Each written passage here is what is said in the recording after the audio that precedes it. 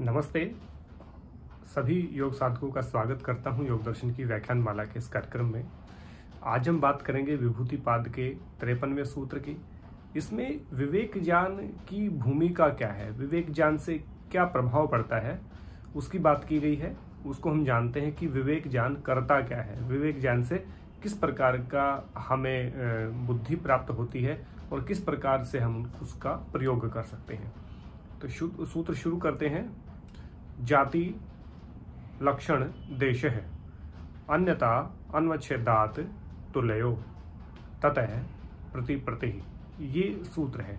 इसमें कहा जाति लक्षण और देश के अन्यथा अन्वच्छेदात के अलग अलग होने से भी तुल्यो समान प्रतीत होती हैं। मानो उनमें भिन्नता होने के बाद भी, माने जाति देश और जाति लक्षण और देश के कारण अलग अलग होने के कारण भी कई बार हमें वस्तुएं एक समान प्रतीत होती हैं। तो कहा तुल्यो, फिर उसके बाद कहा ततः, यानी कि उसके बाद प्रति प्रति ही, यानी कि विवेक ज्ञान के होने के बाद हमें वो अलग अलग दिखाई पड़ती हैं या हम उनमें भेद कर पाते हैं या हमें उनके बीच का जो अंतर है वो समझ में आ जाता है।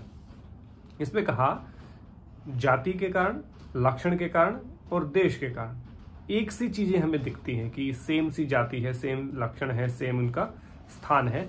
फिर हमें वो चीजें अलग अलग होते हुए भी एक ही प्रतीत होती हैं, लेकिन विवेक ज्ञान के उत्पन्न होने से हमें उनके बीच का जो अंतर है, जो भेद है, वो पता चलता है। तो विवेक ज्ञान हमें माइनर से भी माइनर जो भेद होता है या जो अंतर होता है उसको बताने का काम करता है। माने विवेक ज्ञान के उत्पन्न होने से हमें थोड़ा सा भी, मामूली सा भी कोई फर्क दिखता है दो समान चीजों में, उसमें भी हम उसको डिटेक्ट कर पाते हैं, उसको जान पाते हैं। ये विवेक ज्ञान की खूबी है। तो चले जानते हैं जाति क्या है। जाति का अर्थ होता है एक समूह, माने मनुष्यों की जाति है, पशुओं की जाति है, पक्षियों की जाति है, उसको हम कहेंगे जाति। अब यहाँ पे हम मान लीजिए दो प्रकार जाति है, जाति एक ही है, पशु है, पशु को मान लीजिए।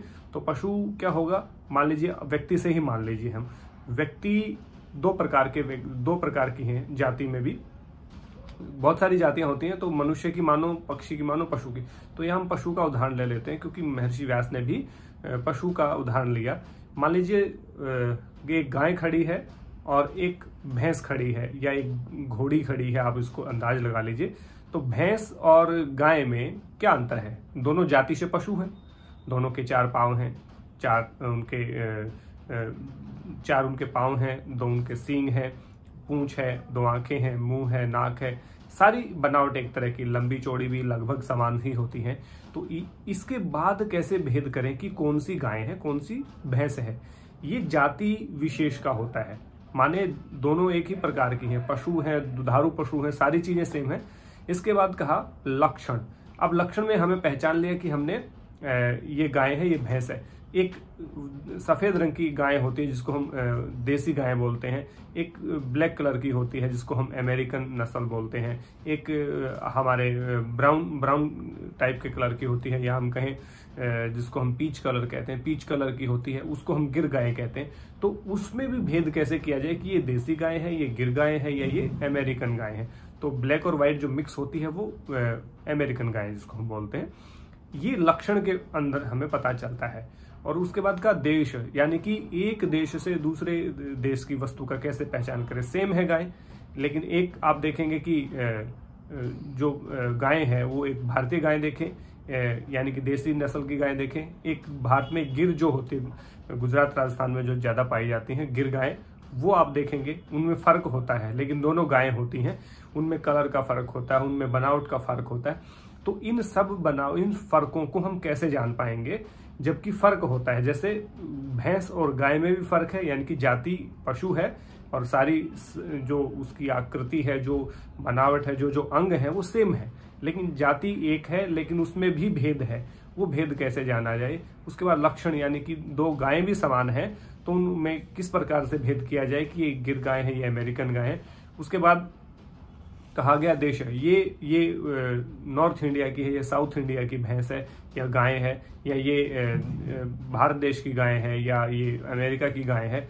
इन गायों में दो समान गायों के होते हुए भी उनमें कैसे भेद किया जाए, या इस प्रकार के जो माइनर जो भेद होते हैं वो कैसे पता चले, इसके लिए कहा गया है यहाँ पे कि जो विवेक ज्ञान है, जो दो समान दिखने वाली चीजें होती हैं, उन समान दिखने वाली चीजों में भी बारीकी से अंतर पता कर लेते हैं, वो विवेक ज्ञान है। तो कहा तुल्य यानी कि एक समान प्रतीत होने वाली चीजों में, कहा ततः यानी कि वो विवेक ज्ञान से ही यहाँ पृथकता या जो भिन्नता है, जो डिफरेंसेज हैं, वो सही तरीके से एक योगी पहचान सकता है।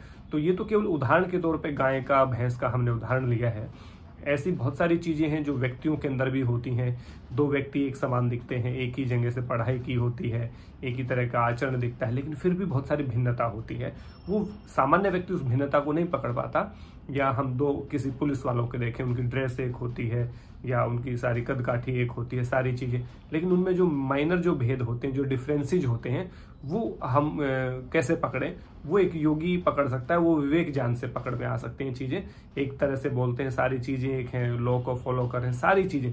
तो यहाँ पे कुल जो इस सूत्र का लबो-लबाव है वो ये है कि माइनर डिफरेंसेस जो होते हैं, जो बहुत थोड़े थोड़े अंतर होते हैं, छोटे छोटे अंतर होते हैं, जिनको सामान्य रूप से देख करके नहीं पहचाना जा सकता। दोनों चीजें सेम लगेंगी आपको दिखने में, लेकिन जब उसकी भिन्नता की बात करेंगे, उसके अंदर जाएंगे, तो उसमें बहुत सारी भिन्नता मिलेगी।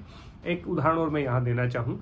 आप गाड़ी से अंदाज लगा लीजिए, कोई भी आप गाड़ी लेते हैं, किसी भी कंपनी की गाड़ी लेते हैं, एक मॉडल लेते हैं, मान लीजिए आपने कोई भी मॉडल लिया, आपने फॉक्सवैगन की पोलो गाड़ी ली है आपने, तो पोलो के एक ही वर्जन में 3 वर्जन आएंगे। माने एक बेस मॉडल होता है, एक एडवांस होता है, एक सुपर एडवांस होता है। वो दिखने में बाहर से बिल्कुल सेम होंगी, लेकिन फीचर उसमें चेंज हो जाते हैं। जो बेस मॉडल होता है उसमें ऑटोमेटिक नहीं होता गियर, माने वो मैनुअल होता है। उससे अपग्रेड जो होती है उसमें मैनुअल, उसमें ऑटोमेटिक सिस्टम होता है।